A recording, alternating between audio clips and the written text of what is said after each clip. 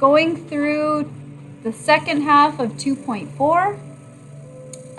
We talked a little bit about this already, but we're going to do stretches, reflections, and translations. That's what that SRT stands for. And so the focus more today is going to be on stretches. So I'll try as much as possible to color code it so that you're able to sort of make sense of things. Compression and expansion is another term that's often used to talk about stretches, and it changes the shape of the graph to wide or narrow. We looked at it the other day using parabolas, so I feel like most of you were pretty okay with that. There's the two different types, or the ways it can show up, is vertical expansion. And that's, if you look at this, if we have some function y equals f of x, and we put an a in front of it, it becomes y equals a f of x. If a is greater than 1, and we have an expansion by a factor of a. I feel like all the variables make it sound more complicated than what it is. Let me just verbally tell you, that's like if we had y equals x squared and we stuck a 2 in front of it. Y equals 2x squared would mean that it's an expansion by a factor of 2. Good? Okay, vertical compression is if we have y equals f of x, so I'm talking about this one here, vertical compression. We have y equals f of x, and I change that to y equals a f of x, but this time the a is in between 0 and 1, so it's a fraction between 0 and 1. So if you think about that, it's like if I made it 1/2 x squared, or I made it 1/4 x squared, that would mean that we are vertically compressing it by a factor of a. Make sense? So we're vertically compressing it by a factor of a. So let's take a look at some examples. Am I good to move this to there, let's say? That's okay? Okay, so if we have y equals 2 times f of x, and again, I just used the general notation f of x, but it could be that x squared we talked about, it could be absolute value x, it could be any number of things, right? Do you see that this would just be a vertical expansion by 2? We take it as you see it when we're dealing with the y values, meaning if there's a 2 written in front of there, we know that it's a vertical expansion by a factor of 2. If I have a 1/3 there, then that's when I know it's a vertical compression by a factor of a third.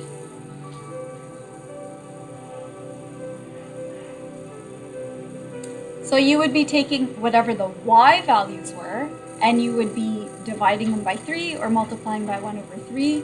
That's basically what it's saying, which would have that sort of impact on it, right? So moving along, we kind of already did this, but I'll just sort of refresh your memory. So I don't know if you want to copy this down because we did already do this, but if we have a parabola that looks like this, we already talked about that pattern of 1, 4, 9. That's referring to the y values on a regular basic parabola. If we then take that, so this one would be the basic y equals x squared, and then I'll use the different colors to show you some variety of what this could look like. If we have y equals 2x squared, is y equals 2x squared wider or narrower? It's going to be narrower because, remember, we're stretching up the y values, like we're doubling them basically. So it would actually be, and I'm just roughly sketching them out, but it would roughly be like that. Good? And then if we had y equals, let's say I changed it to 1/2 x squared, You already know this. If we're compressing it vertically, that's the same thing as expanding it horizontally, right? So it would end up looking something like this. Okay, I've kind of like overdone it with the exaggeration, but we get the idea. And if we were to do it with accuracy and precision, we would take that 149 pattern, and in the blue one, we would double it, and in the pink one, we would half those y values. And that's how we're quickly, efficiently coming up with this, which you could do for any function. So the thing that's going to happen throughout the whole course is it won't just be parabolas. We'll basically be doing these transformations like the stretches and the compressions and the sliding left, right, up, down, and the reflecting with a different function each and every chapter. So if you can view transformations as the theme of the course and of your life, it's just talking about change, and each chapter we change a new function or a new topic that we're focusing on. Good? I think if we view it as a theme and you can sort of keep that in mind, it makes it much easier to learn it instead of a bunch of separate things that don't really connect, right? Questions so far? Pretty okay and actually feeling a little bit like review? Okay. Horizontal compression, and we're going to be writing this a lot, so it's okay to just abbreviate it, 8 with HC. I'll know what you mean, even if you write that on any work you do. But basically, this time notice that the A value is inside the brackets, or it's with the X values. It's input always embedded into the equation with the X. So it's always like the opposite of what you see. Whenever you have something to do with the X values, it's the opposite of what we see. So if this says y equals f of ax, and a is greater than 1, like if I just picked a 2 or something, then it would be by a factor of 1 over a. That's what I mean by opposite in this case. And similarly, if I had horizontal expansion, then if I had y equals f of 1 over ax, this would be a horizontal expansion by a factor of a. For example, if I was inputting a quarter into the equation with the x, then my horizontal expansion would be by a factor of 4. Because again, do you see that a horizontal expansion by a factor of 4 would look like the same thing as squishing it vertically from the top, or a vertical compression? So that, I feel like that throws people off a little bit. We'll practice that a bit as we're going through and looking at how they ultimately mean the same thing. It's different ways of looking at it.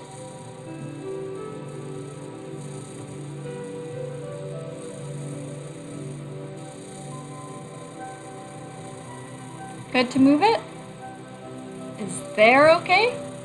That's okay? Okay.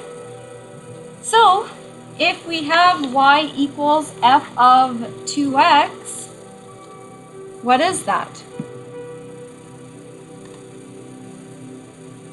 Again, I'm going slow and asking you because this takes a bit of it's the opposite. It's also a Friday afternoon, but if it's with the x value, what do I call that and by how much?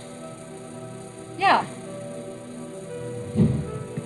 Horizontal compression by a half. Everyone good with that? And we're saying that because of this thing here. So in the case of dealing with the x's, it's always the opposite. And in the next one, if we have this here, what is that and by how much? Well, if we just did compression, you know. Horizontal expansion by, this time it's by 4. And again, if we always refer back to parabolas because they're familiar, that's the only reason I do that. Do you see that you've actually done this before when you have y equals x squared? So if ever in doubt, go back to that, something that's familiar to help think your way through the concept.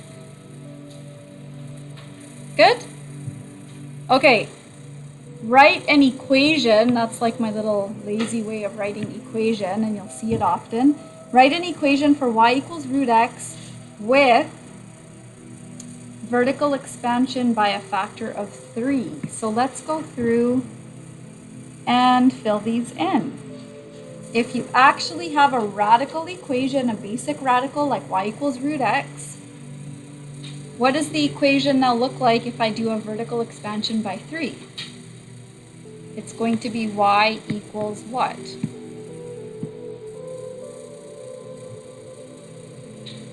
Yeah, it's going to be y equals 3 root x. Everyone good with that so far?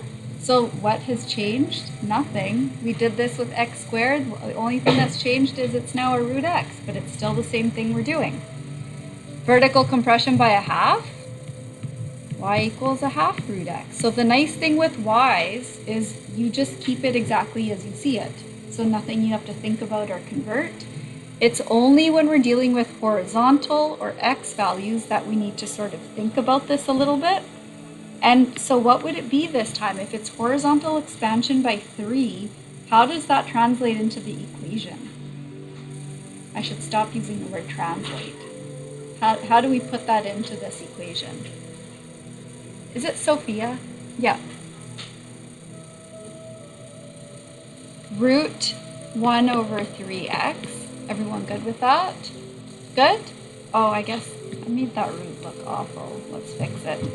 And how about horizontal compression by 1 over 5? What does that end up looking like in our equation? Root 5x. Good? Yes.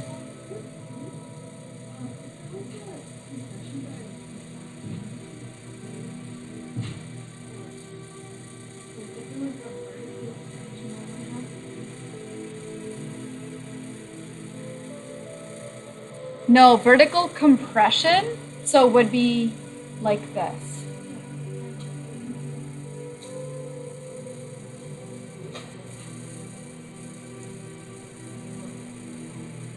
One half root x, so like this.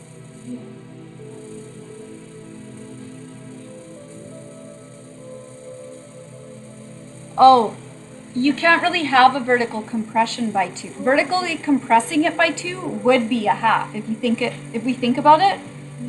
I see what you're saying. We're actually talking about the same thing. So compressing it by 2 means we're halving the y values. So yeah, this is what it would look like. But does that make sense? Yeah, this gets confusing. I'm going to be very careful with how I word the questions I ask you, because there's a lot of, this is the case often in math, there's a lot of potential for misleading language, and that can get confusing. So don't worry, I'll take that into account as we're going through stuff. But yeah, we're talking about the same thing, and you're absolutely right. Good? What transformations took place to produce y equals, now let's go through and look at this, -2 f of a third x if the original equation was y equals f of x. So there's a couple of things happening if we want to know all the stuff that's going on here. So oh, that's wrong. Let's go through this first -2. What impact is that having on this equation? Like, what does that mean is happening? What does the 2 mean? And what do we call it? Vertical expansion by, if we actually see a 2 there, we would say, remember with y values, we take it as we see it. So we would take it as we see it like that. Good? And then how about when we get to this part here? Sorry, let's keep going with that. I feel like I should maybe... What about the negative in front? What does that mean is happening? Is it Sally? No. Remind me, please. Allison? Yeah, reflection over the x-axis. Are we all good with that? So the blue means reflection over or in the x-axis. And then how about the 1/3, the pink one? Yeah, Lucas? Oh, yeah.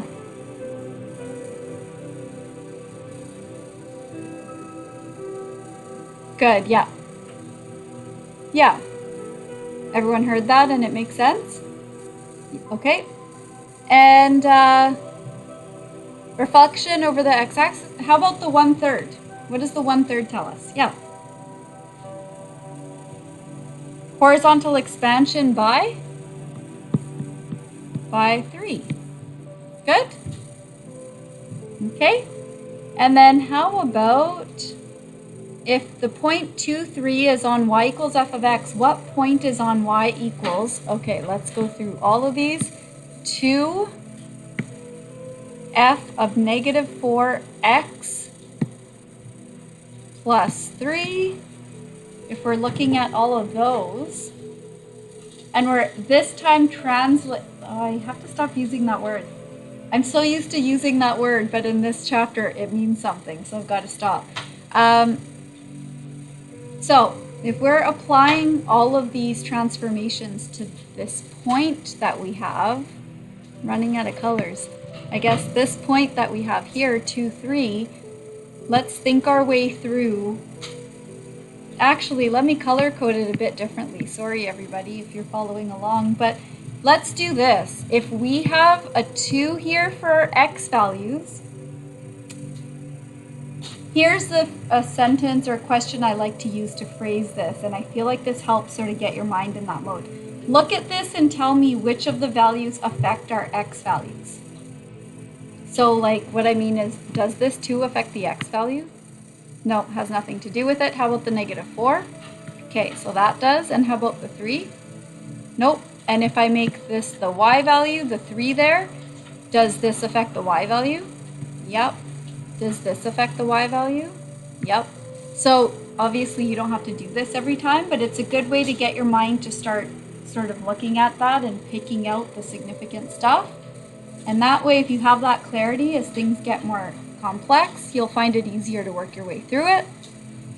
And maybe this is a good way to sort of, again, get your mind to sort of start thinking about this. If we have this point here, I'm going to call it x, y, then I would look at that and think, okay, in my new set of points, or my new point, I guess I could say, what is the x value going to look like? If this negative 4 affects it, instead of x, I'll write the x, I guess. And what would I multiply the x by if I have a negative 4 there? What does that actually work out to be? Yeah. Yeah, it's going to be 1/4. And what else? Yeah. So the negative, so that reflection, we can just put that right in there to the x value. So this is kind of like what we are doing to the x value. That's a way of looking at it. And then if we go to deal with our y value as well, we can take a similar approach. If I have a 2 here, what do I do to the y value? Multiply by 2, so we can just make it 2, and that takes care of this. And with the plus 3 at the end, well, this is the nice thing about the y's. We just take it as we see it. So do you see I would do a plus 3 at the end? You don't have to do this each and every time, but I want to make sure, going through the notes, that it's super clear and you get where everything's coming from. But I will say this, I see a lot of like organizational mistakes when it comes to this. So if this helps you, it takes a few extra seconds. Go ahead and do this each and every time. If you know yourself and you know you make silly little mistakes as you're going through, take the extra few seconds and this eliminates a lot of those mistakes. And then the next thing is just taking that, it's not x, y, it's actually 2, 3. So if I take that and apply all of this there, instead of 2, what does this value become when I plug it in here? So 2 times negative 1/4, what is that? Going to be negative 1/2, and my new y value, if I plug in 3 here, is going to be 9. So there we go. That's our new point. Good? I don't know. I found the stickers and now I can't stop, so you're going to have to get used to them. There's your work for today.